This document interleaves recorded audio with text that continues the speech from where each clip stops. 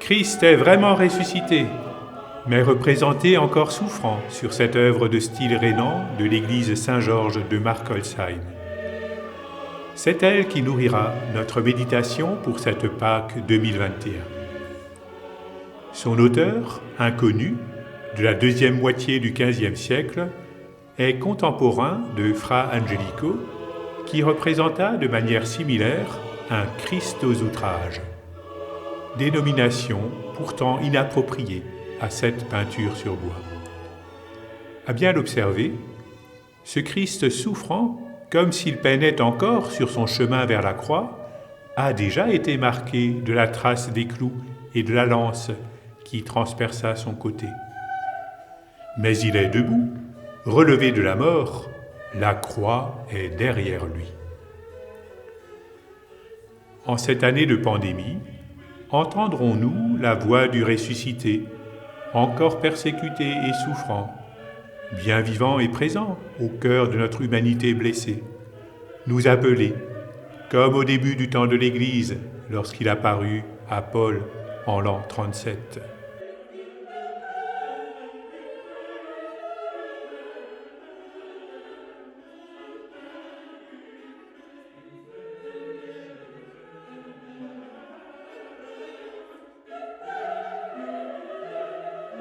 Saul, Saul, pourquoi me persécuter ?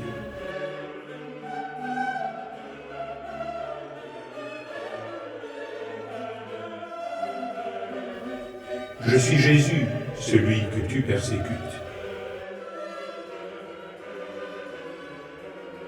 Comment est-il possible de vivre la joie de la résurrection dans l'épreuve et la peine ?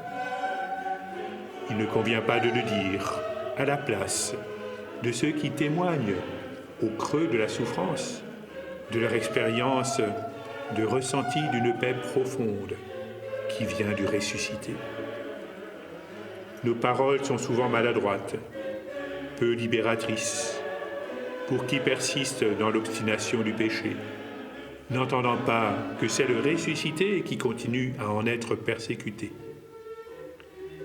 Cette figure du Christ ressuscité souffrant invite au silence, à la prière, à la compassion, à la conversion personnelle.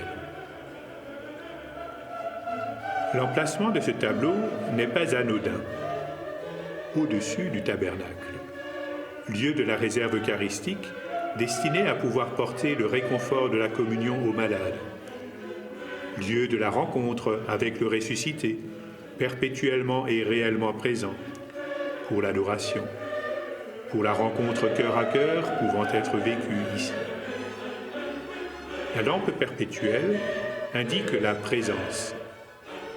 Elle invite à nous laisser pénétrer de la lumière qui éclaire le mystère de la souffrance qui dure après la victoire du Christ sur le mal et la mort.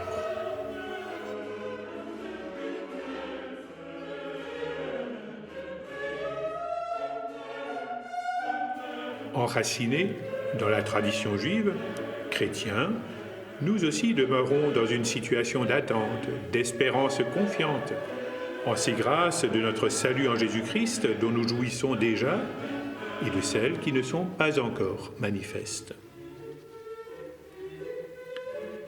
La ménorah, chandelier à 7 branches, appartenait déjà au mobilier liturgique du Second Temple, 515 avant Jésus-Christ. Elle y symbolisait la flamme, c'est-à-dire la présence de Dieu. Les chrétiens, eux aussi, placèrent des chandeliers à 7 branches dans leurs églises. Maranatha, viens Seigneur Jésus, comble-nous des 7 dons de ton esprit.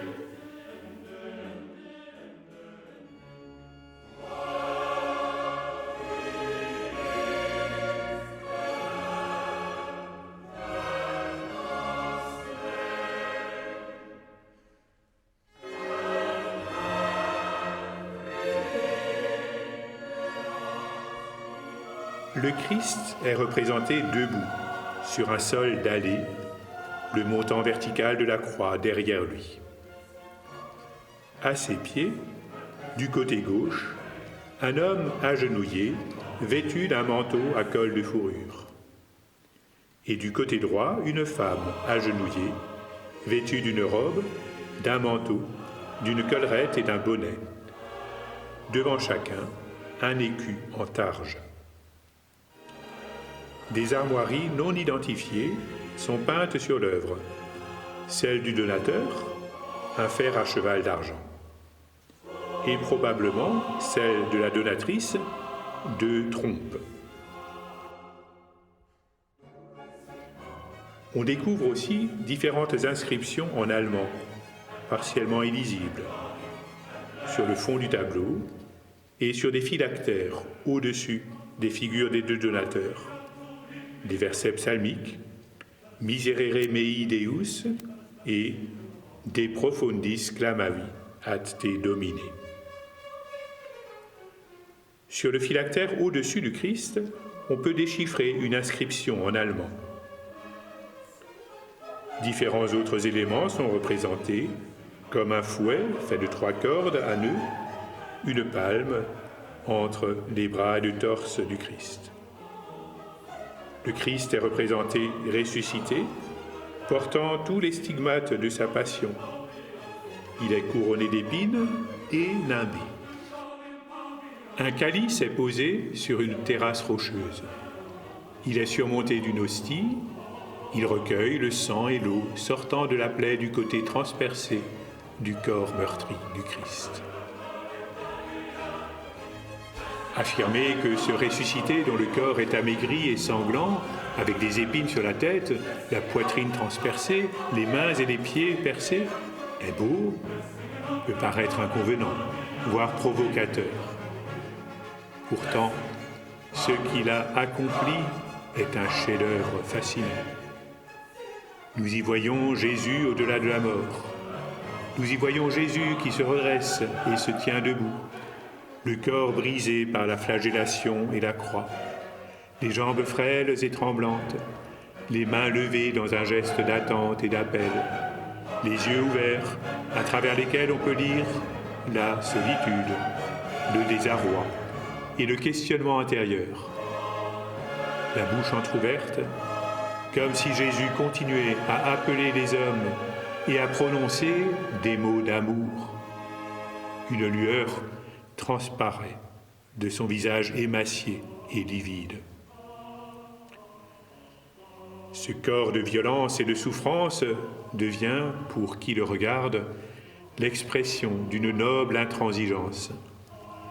Car ce corps devant lequel on croit entendre un cri de chagrin mêlé de stupéfaction montre que l'amour absolu existe et qu'aucun mal ne peut l'altérer ni le souiller. Quelque chose alors devient manifeste, la beauté, l'authentique beauté de ce corps sanguinolent, ce corps décharné, ce corps réduit à presque rien, dénudé, devient une réalité rayonnante, qui unit les vivants, les entraînant dans un mouvement de convergence et de partage. Il suscite non pas quelques bons sentiments plus ou moins naïfs, mais des engagements de plus en plus profonds pour rendre l'humanité plus humaine, pour prendre en charge la douleur et les détresses des hommes, pour aider, pour soulager, pour relever. L'étrange beauté de ce corps inspire du courage, de la générosité, de la responsabilité, de la solidarité, et c'est sa manière de triompher du mal et de la mort.